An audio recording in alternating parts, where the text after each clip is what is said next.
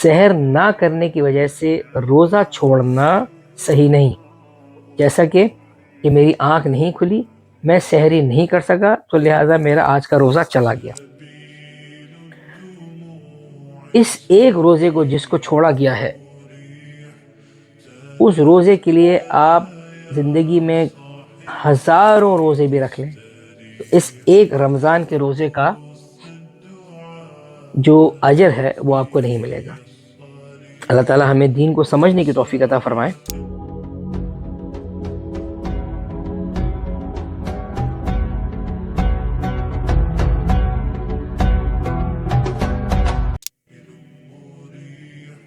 سحر کھانا یقیناً برکت ہے، سحری کرنا برکت ہے، لیکن سحر نفل یا فرض روزوں کے لیے شرط نہیں ہے، ضروری نہیں ہے۔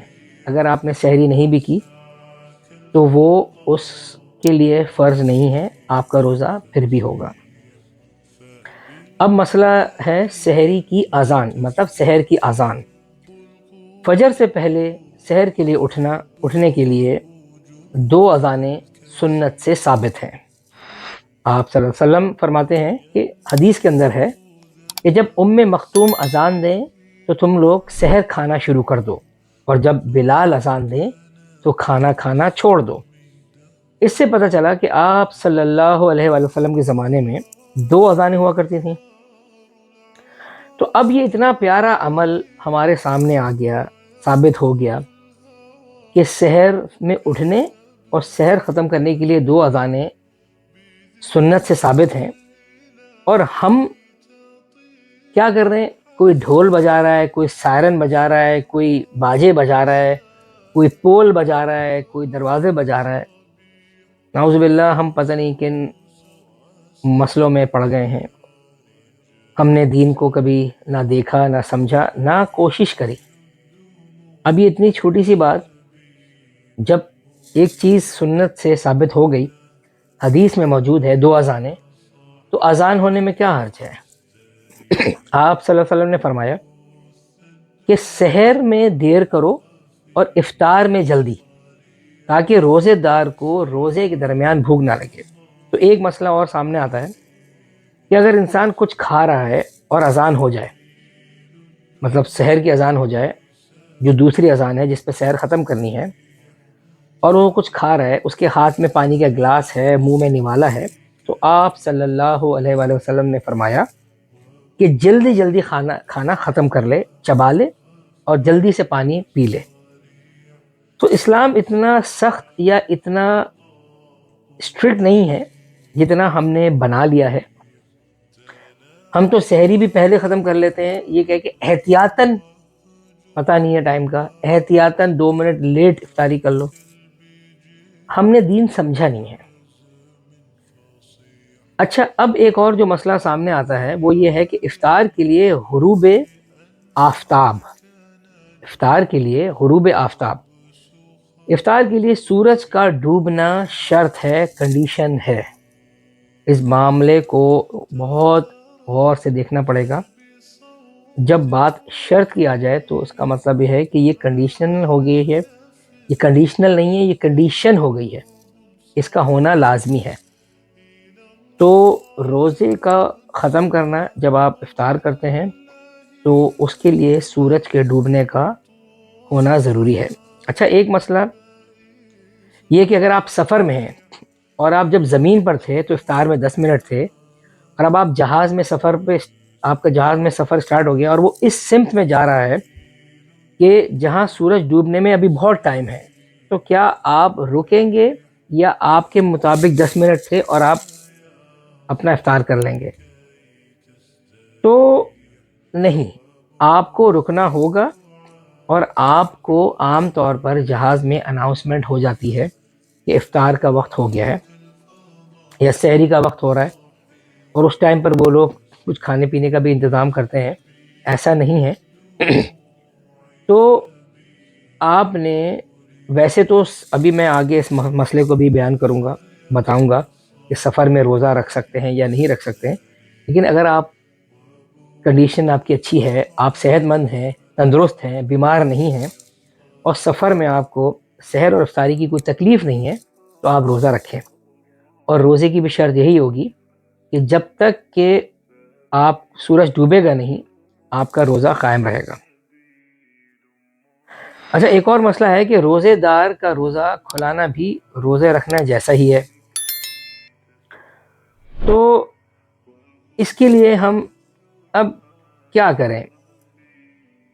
مطلب ہمارے ہاں تو افطار پارٹیاں ہو رہی ہیں اور ہم اس کو بھی سمجھ رہے ہیں کہ ہمیں روزے کا جیسا ثواب مل رہا ہے۔ دیکھیں، یہ کانسیپٹ جو ہے نا روزے دار کو روزہ کھلوانا، یہ خاص اس کے اوپر اللہ کے فرمان ہیں، آپ صلی اللہ علیہ وسلم کے فرمان ہیں کہ آپ نے مستحق یا مسکین ڈھونڈنا ہے۔ ویسے اگر آپ کسی کو روزہ کھلوا رہے ہیں تو انشاءاللہ تعالی اللہ تعالیٰ اس کا ضرور اجر اور ثواب دے گا، لیکن اصل میں روزے دار جس کو روزہ کھلوانے کا حکم ہے وہ مسکین یا مستحق ہے۔ اچھا، اب روزہ کس چیز سے کھولیں؟ کھجور سے کھولیں، نمک سے کھولیں، پانی سے کھولیں؟ تو یہ چیز بھی ہمارے سامنے آئی کہ اکثر لوگ نمک سے روزہ کھولتے ہیں اور یہ کہتے ہیں کہ یہ نمک سے روزہ کھولنا سنت سے ثابت ہے۔ ایسا کچھ بھی نہیں ہے۔ آپ صلی اللہ علیہ وسلم نے ہمیشہ یہ فرمایا کہ کھجور سے روزہ کھولو، کھجور نہیں ہے تو چھوارے، اگر وہ بھی نہیں ہے تو پانی، یا پھر جو بھی چیز اویلیبل ہے۔ اگر اس ٹائم پہ صرف نمک ہی اویلیبل ہے تو ایک الگ بات ہے، لیکن خاص طور پہ نمک سے روزہ کھولنا سنت سے ثابت نہیں ہے۔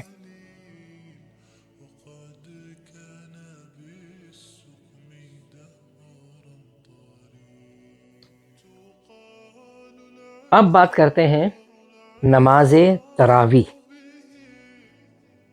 نماز تراویح سنت ہے۔ آپ صلی اللہ علیہ وآلہ وسلم نے فرمایا، اور صحیح بخاری کی حدیث بھی ہے، من قام رمضان ایمانا و احتسابا،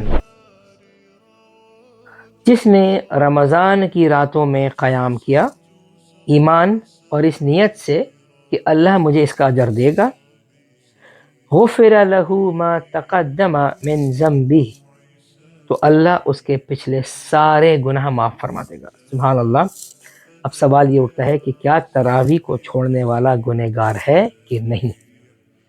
تو جواب ہے، تراویح کو چھوڑنے والا گنہگار نہیں ہے۔ تراویح کو چھوڑنا گناہ نہیں ہے۔ ہمارے یہاں مولویوں نے بہت سارا کچھ اسلام اور دین کے نام پر پھیلایا ہوا ہے، پر اس میں ان کا بھی کوئی قصور نہیں، کیونکہ انہوں نے بھی دین کو کبھی نہ سمجھا نہ سیکھا۔ جو پچھلے دادا پرداداؤں سے چلتا آ رہا ہے وہی معاملات اب تک چل رہے ہیں۔ ایک بہت امپورٹنٹ چیز ہمیں یہ سمجھ میں آ گئی کہ تراویح کو پڑھنا سنت ہے، اس کو پڑھنے سے اللہ تعالیٰ انسان کے پچھلے سارے گناہ معاف کر دیتا ہے۔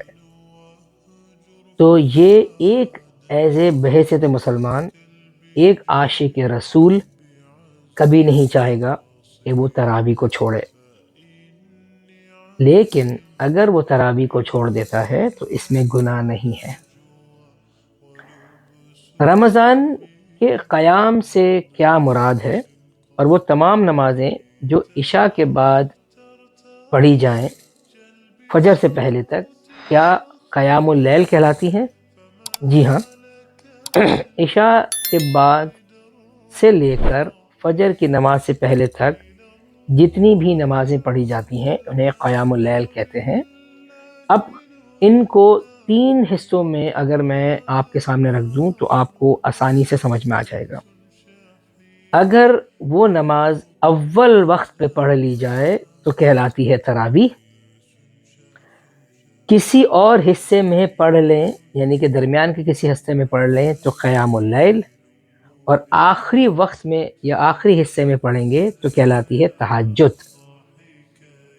اتنا میں نے آپ کے لیے آسان کر دیا، قیام اللیل آپ کے لیے سمجھنا آسان ہو گیا کہ اب آپ کو پتہ ہے کہ قیام اللیل کے کیا معنی ہیں، کیا ان کو کس طرح سے پڑھنا ہے، کیا وہ کہلاتے ہیں، ان کا پڑھنا گناہ ہے، ثواب ہے، چھوڑ سکتے ہیں، نہیں چھوڑ سکتے ہیں۔ انشاءاللہ العزیز آنے والے اگلے حصے میں آپ سے ہم اور رمضان کے مسائل کے بارے میں بات کریں گے۔ تب تک کے لیے اپنا بہت سارا خیال رکھیے، مجھے اجازت دیجیے۔ السلام علیکم ورحمۃ اللہ وبرکاتہ۔ اعوذ باللہ من الشیطان الرجیم، بسم اللہ الرحمن الرحیم۔ آج ہم اس ٹاپک کا، جو رمضان کے مسائل، اس ٹاپک کا اینڈ کر دیں گے انشاءاللہ، اور امید کرتا ہوں کہ آپ کو میری یہ ویڈیوز پسند آ رہی ہوں گی، اور ان ویڈیوز سے آپ اپنی زندگی میں کچھ اچھا چینج لا سکیں گے۔ دعا کرتا ہوں اللہ تعالیٰ آپ کو دین پر چلنے کی توفیق عطا فرمائے۔ آج ہم اپنے اس ویڈیو کے اختتام میں، جو اس پارٹ کا اختتام ہے، اس میں 2 چیزوں کا ذکر کریں گے: تہجد کی نماز اور روزے کون لوگ چھوڑ سکتے ہیں۔ تو سب سے پہلے بات کرتے ہیں تہجد پر۔ تہجد کی نماز یقیناً قیام اللیل کے اندر آتی ہے، اور یہ آخری نماز ہے فجر نماز سے پہلے۔ اس نماز کی اہمیت بچپن سے ہمارے دلوں میں ڈالی گئی ہے کہ جب بھی کوئی حاجت ہو تو تہجد کی نماز پڑھی جائے۔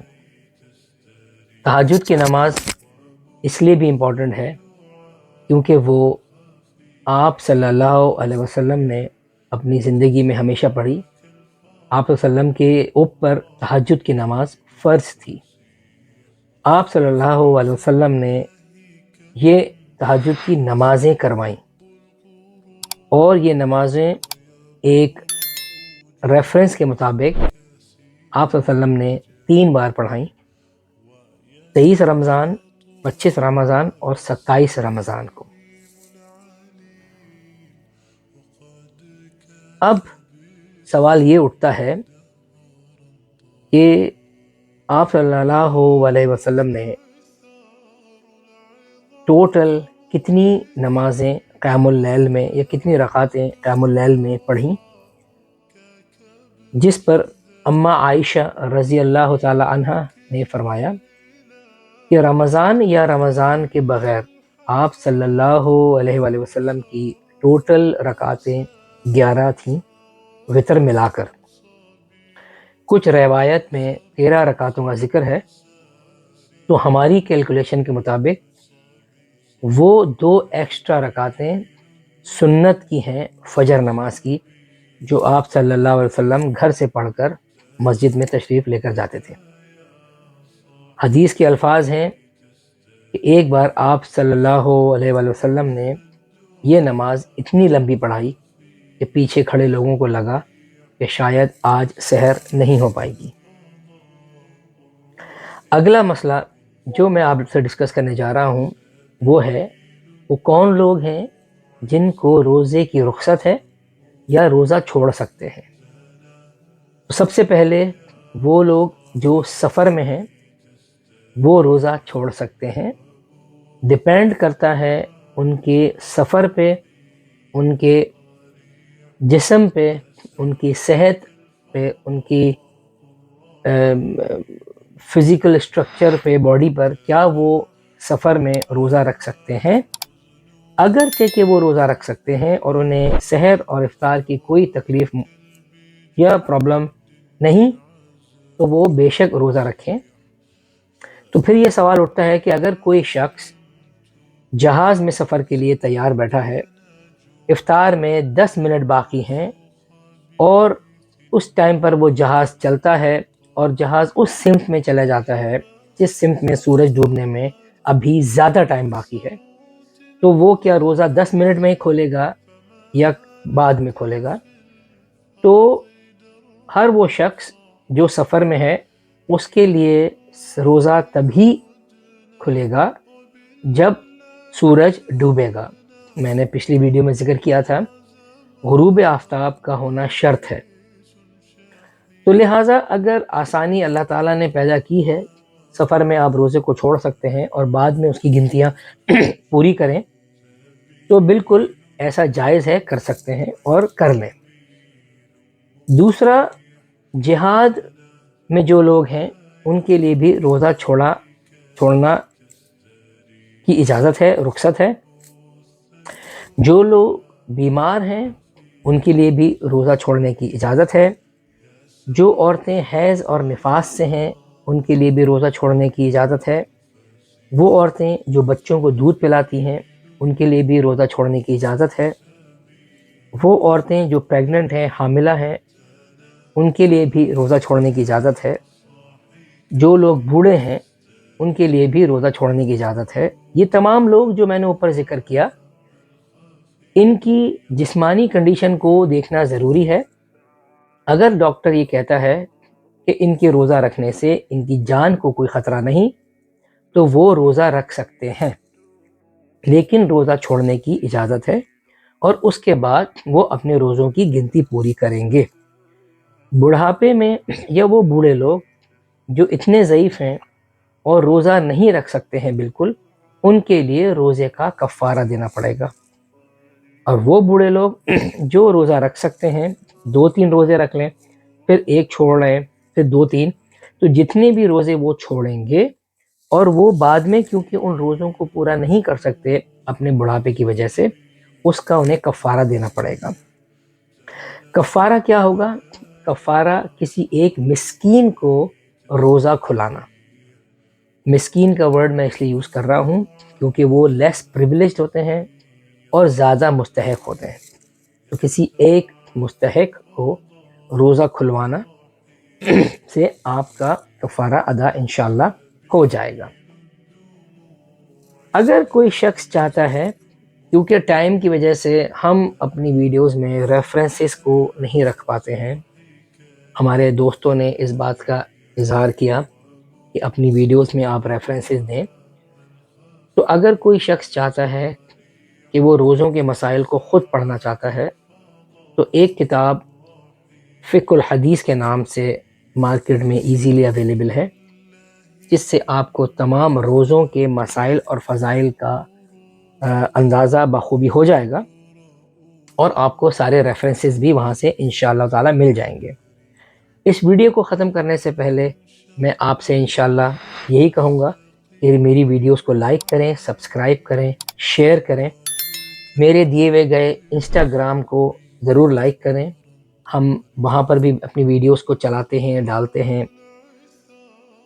ٹک ٹاک، میں ہمیشہ ہر ویڈیو اس کے اینڈ میں کہتا ہوں ٹک ٹاک، اس سے ایک امپریشن غلط جاتا ہے، کیونکہ ایک بظاہر امپریشن بن گیا ہے، لیکن انشاءاللہ امید ہے کہ میں ٹک ٹاک کے اس پورے کے پورے جو اس کا وہ بن گیا ہے کہ اس پر صرف فضول اور فنی ویڈیوز آتی ہیں، انشاءاللہ ہم دینی ویڈیوز کا آغاز کر رہے ہیں، اور امید کرتا ہوں کہ اور بھی بھائی اپنی ہماری اس کوشش میں ہمارا ساتھ دیں گے، اور اپنے طور پر ٹک ٹاک پر دینی اور اسلامک ویڈیوز کو ضرور انٹروڈیوس کرائیں گے۔ تو آپ ہمارا ٹک ٹاک بھی لائک کریں، اس کو سبسکرائب کریں تاکہ آپ کوئی ویڈیو مس نہ کریں۔